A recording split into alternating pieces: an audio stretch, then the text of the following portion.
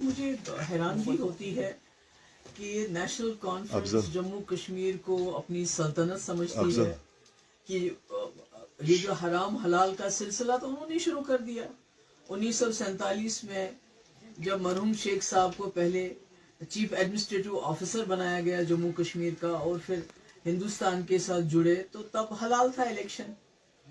جب وہ وزیر اعظم بنے تو تب حلال تھا. جب وزیر اعظم سے ان کو ہٹایا گیا تو پھر الیکشن 22 سال کے لیے حرام ہو گیا. 22 سال تک وہ رائے شماری کی بات کرتے رہے. اس کے بعد 75 میں وزیر اعظم سے وزیر اعلیٰ بن گئے, پھر الیکشن حلال ہو گیا ان کے لیے.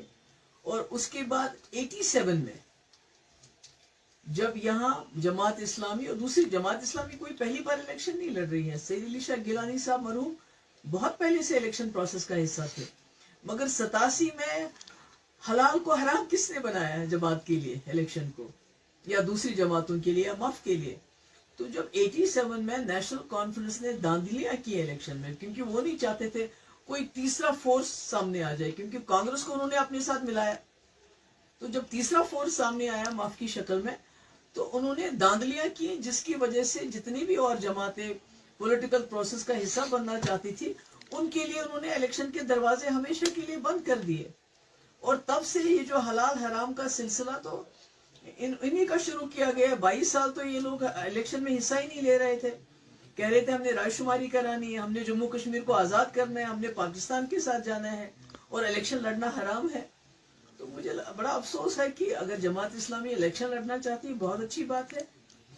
جمہوریت خیالات کی جنگ ہے اور اس میں جب جو چاہے آ سکتا ہے. اور ان کو میں تو سرکار سے یہ بھی کہتی ہوں ان کا بین ہٹایا جانا چاہیے. ان کے جتنے بھی انسٹیٹیوشنز ہیں, ایسٹس ہیں جو آپ نے فریز کیے ہیں, کنفسکیٹ کیے ہیں, ان کو ڈی فریز کیا کرنا چاہیے, ان کو واپس کرنا چاہیے.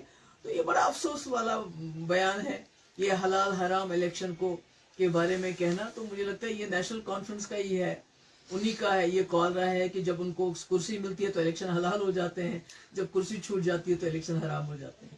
شکریہ مہندی. پہلے ان کے لیے الیکشن حرام تھے, اب حلال ہے, بٹ کمپلیٹلی ان کا کال ہے.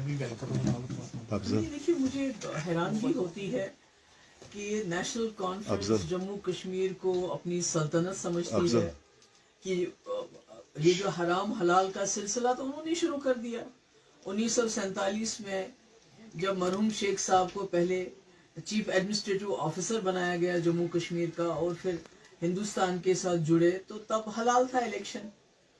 جب وہ وزیر اعظم بنے تو تب حلال تھا. جب وزیر اعظم سے ان کو ہٹایا گیا تو پھر الیکشن 22 سال کے لیے حرام ہو گیا. 22 سال تک وہ رائے شماری کی بات کرتے رہے. اس کے بعد 75 میں وزیر اعظم سے وزیر اعلیٰ بن گئے, پھر الیکشن حلال ہو گیا ان کے لیے. اور اس کے بعد 87 میں جب یہاں جماعت اسلامی اور دوسری جماعت اسلامی کوئی پہلی بار الیکشن نہیں لڑ رہی ہے. سید علی شاہ گیلانی صاحب مرحوم بہت پہلے سے الیکشن پروسیس کا حصہ تھے, مگر 87 میں حلال کو حرام کس نے بنایا ہے جماعت کے لیے الیکشن کو, یا دوسری جماعتوں کے لیے, یا مف کے لیے.